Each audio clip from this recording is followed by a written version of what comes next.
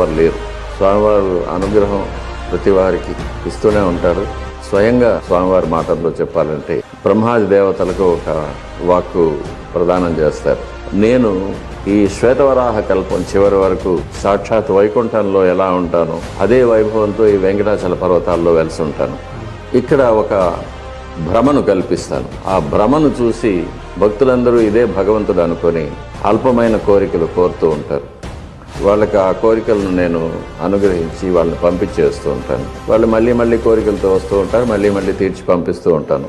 ఏ కోటిలో 10 కోట్లలో ఒక్కడు వస్తాడు, ఆ భక్తుడు నాకు నువ్వే కావాలి అంటాడు. అటువంటి భక్తుడిని నేను చేరదీసి నా పాదాల దగ్గర ఉంచుకొని జీవితాంతం కాపాడి చివరికి నాలోకి నేను ఐక్యం చేసుకుంటాను.